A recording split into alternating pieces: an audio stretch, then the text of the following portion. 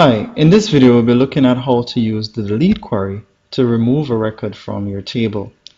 Okay, so we have a items table here, and just looking at the different items, let's say we want to delete the row containing tofu.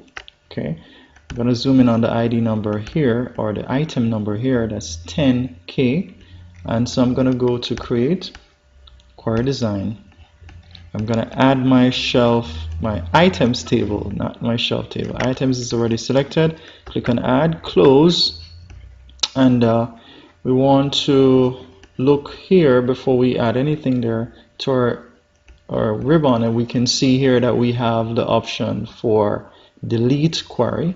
So you have a number of different queries here: select, make table, append, update, crosstab, delete.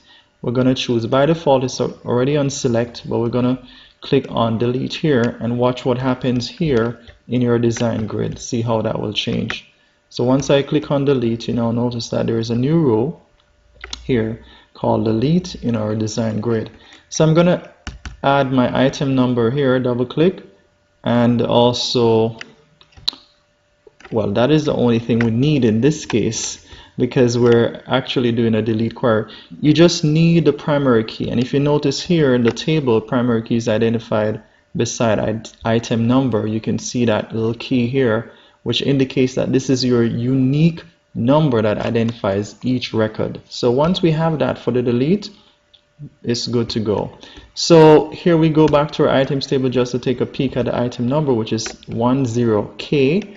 We want to delete, remove the record for tofu. So we can go ahead here in criteria and add 10K, and then we can go back to query tools design, and we can click on run and see if this actually deletes the table. So I'm going to click on run here, and now we have a little pop-up from Access saying that, hey, you're about to delete one record from the specified table.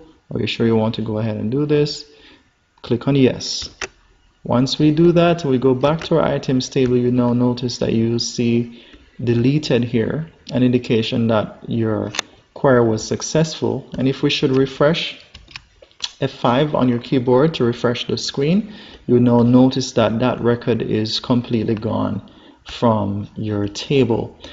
So if this actually helped you, this video, I hope that you will comment and you will like this video and you will subscribe. Thank you again for watching.